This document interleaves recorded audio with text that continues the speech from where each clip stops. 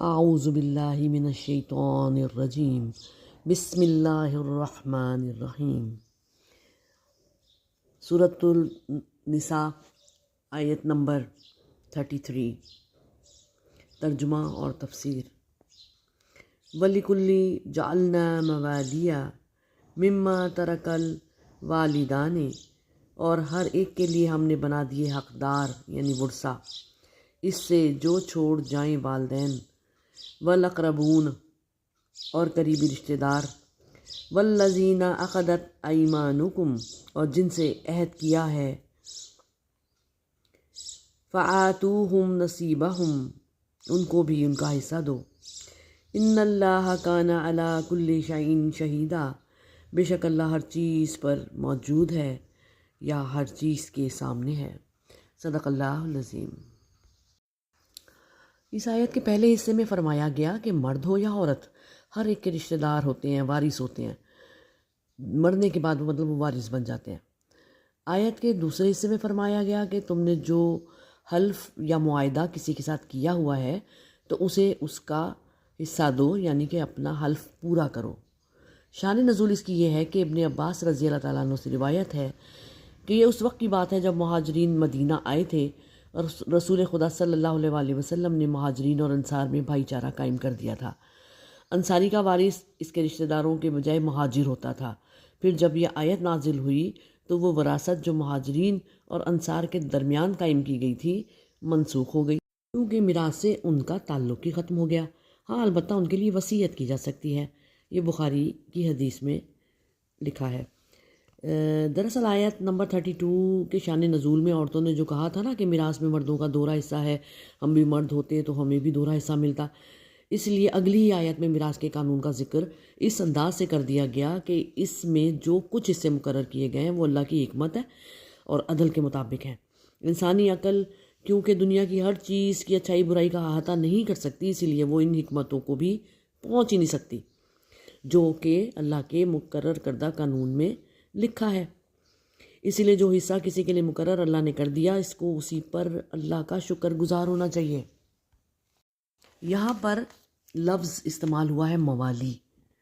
موالی کیا ہے؟ بہت سے مفسرین کہتے ہیں کہ موالی سے مراد وارث ہے، بعض کہتے ہیں کہ اس سے مراد اسبا ہیں، چچا کی اولاد کو بھی موالی کہتے ہیں۔ بس آیت کا مطلب یہ ہوا کہ اے لوگو، تم میں سے ہر ایک کے لیے ہم نے وارث مقرر کر دیے ہیں جو اس مال کے وارث ہوں گے، جیسے ان کے وارث چھوڑ کر مریں گے تو پیچھے جو رہ جائیں گے وہ ان کے وارث، ماں باپ مر جائیں یا قریبی رشتہ دار مر جائیں تو ان کے پچھلے جو رہ جاتے ہیں وہ ان کے وارث ہوتے ہیں۔ اور تمہارے منہ بولے بھائی جن کی تم قسمیں کھا کر جو تمہارے بھائی بنے ہیں، انہیں ان کی میراث کا حصہ دو۔ قسمیں کھا کر کیا مطلب؟ کیسے بن سکتا کوئی قسمیں کھا کر بھائی؟ یہ دور جہالت کی بات ہے کہ قبائل عرب عہد و پیمان کر لیا کرتے تھے اور کہتے تھے کہ تو میرا بھائی میں تیرا بھائی، جس سے میری دوستی اس سے تیری دوستی، جس سے میری دشمنی اس سے تیری دشمنی، میں مر گیا تو میرا مال تیرا، تو مر گیا تو تیرا مال میرا، یہ وعدے کر لیتے تھے اس طرح۔ پھر جب وہ ان میں سے کوئی ایک مرتا تھا نا، دور جہالت میں کوئی ایک مر جاتا تھا تو کیا ہوتا تھا کہ وہ دوسرا اس کا وارث بن کے بیٹھ جاتا تھا، جو اصلی وارث تھے وہ سب کے سب محروم ہو جاتے تھے۔ حضرت ابوبکر صدیق رضی اللہ عنہ نے ایک شخص کو اپنا بیٹا بنایا اور انہیں اپنی جائیداد کا وارث قرار دیا۔ بس اللہ تعالیٰ نے ان کا حصہ وصیت میں تو برقرار رکھا، لیکن میراث کا مستحق موالی یعنی محرم رشتہ داروں کو قرار دے دیا، اور سابقہ رسم کو بھی ناپسند فرمایا کہ صرف زبانی داموں اور بنائے ہوئے بیٹوں کو وارث نہ بناؤ، ہاں ان کے حق میں وصیت کر دو۔ جب کوئی شخص اسلام لائے اور مسلمانوں میں اس کا کوئی رشتہ دار نہ ہو تو وہ جس شخص کے ہاتھ پر مسلمان ہوا بعض اوقات اسی کے ساتھ وہ عہد کر لیتا تھا کہ وہ دونوں آپس میں بھائی بن گئے، لہٰذا وہ ایک دوسرے کے وارث بھی ہوں گے، اور اگر ان میں سے کسی پر کوئی تاوان آ پڑا، کوئی مشکل آ پڑی، کوئی جرمانہ آ پڑا تو دوسرا اس کی مدد کرے گا ادائیگی میں۔ اس رشتے کو یہاں پر موالی یا موالات کہا گیا ہے۔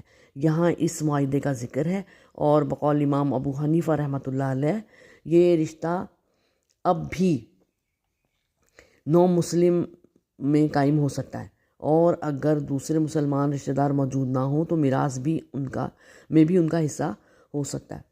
موالات کا مطلب کیا ہے؟ دوستی.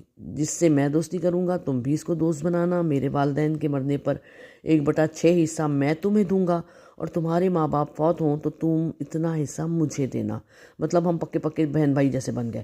اور پھر جب ہجرت مدینہ ہوئی تو انصار اور مہاجرین میں بھی یہی معاہدہ ہونے لگا. اور کیا ہوتا کہ کوئی انصاری مرتا تو مہاجر اس کا وارث بن جاتا، کوئی مہاجر مر جاتا تو انصار اس کا وارث بن جاتا. پھر اصلی وارث جو تھے وہ محروم ہو جاتے. اللہ کے نبی صلی اللہ علیہ وسلم نے بھی ہجرت مدینہ کی تھی تو انصار اور مہاجرین کے ساتھ مواقعات کا ان کا رشتہ باندھ دیا تھا نا، ایک مہاجر ایک انصاری بھائی. تو شروع میں جو انصاری فوت ہوتا تھا تو اس کا وارث مہاجر، اور مہاجر فوت ہوا تو اس کا وارث انصاری. وہی والا طریقہ کار انہوں نے بھی اپنایا شروع اسلام میں. پھر اللہ تعالیٰ نے اس حکم کو بدل دیا، اور آیت میراث جو ہم نے پڑھی ہے وہ بھی، اور پھر سورہ انفال کی آیت نمبر 75 آئی. اس میں حکم تھا کہ خون کے رشتے زیادہ قریب ہیں، اللہ کی شریعت میں باقی رشتوں کی نسبت. اس حکم کو ختم کر دیا گیا اور نیا حکم آ گیا، مطلب کہ یہ آیت منسوخ ہوئی. اب وراثت تقسیم ہوگی نسب کی بنیاد پر، دوستی مواقعات کی بنیاد پر. کوئی کسی کا وارث ہو ہی نہیں سکتا. کوئی منہ بولا بیٹا منہ بولی بیٹی نہیں ہو سکتی. ہاں اگر تم نے رشتے نبھائے ہیں، قسمیں کھائی ہیں، ان کو اپنا بھائی بہن بنایا ہے، تو یہ جو حکم آ گیا نا اس سے پہلے کی بات، تو اگر تم نے ایسا بنایا ہے اور تم ان قسموں کو اب پورا کرو، کیسے پورا ہوگا؟ تعلق کیسے نبھایا جائے گا؟ تو تم وصیت جو کہ 1/3 میں سے ہو سکتی ہے اس میں سے ان کی ایسے معاونت کر دو، مدد کر دو اور اعانت کر دو، تاکہ ان کا ایک تو حصہ بھی ہو جائے گا ان کے پاس، دوسرا تمہارا اور اس کا تعلق قائم رہے. اور کیونکہ میراث سے ان کا تعلق تو اب ختم ہو گیا نا، تو بس صرف ان کے لیے اب وصیت ہی کر سکتے ہو. وصیت کرو اور ان کو ان کا حصہ دو، لیکن دینا ہے. جو معاہدہ کیا ہے نا، وعدہ نبھانا ہے. کہتے ہیں نا وہ مسلمان مومن ہو ہی نہیں سکتا جو کہ وعدہ کرے اور پورا نہ کرے. تو وعدہ پورا کرنا، اپنے قسمیں پوری کرنے کی قرآن میں بار بار تاکید کی گئی ہے. اور پھر اللہ تعالیٰ بے شک ہر چیز کی نگرانی کر رہا ہے، ہر جگہ وہ موجود ہے، ہر چیز پر گواہ ہے. وہ دیکھ رہا ہے کہ تم اس کا حکم مانتے ہو یا نہیں مانتے ہو. اب ان کی مدد کیسے کر سکتے ہو، کیسے کرو گے؟ اللہ نے تو طریقہ بتا دیا نا، وصیت کر دو. وصیت میں سے ان کا حصہ ان کو دے دو، جو جیسا وہ تم نے ان سے وعدہ کیا تھا. اس کے علاوہ ان کا کوئی شرعی طور پر حصہ نہیں بنتا. اب تم نہ یہ کرنا کہ اصلی وارثوں کو محروم کر کے ان کو جو کہ تمہارے منہ بولے بھائی بہن ہیں انہیں حصہ دو. نہیں، اللہ نے اس بات کو رد کر دیا. کس کے ذریعے؟ سورہ انفال آیت نمبر 75 کے ذریعے اور آیت میراث کے ذریعے. امید ہے یہ بات سمجھ میں آ گئی ہوگی. اللہ تعالی ہم کو اچھی طرح سمجھنے کی اور اس پر عمل کرنے کی توفیق عطا فرمائے. آمین ثم آمین.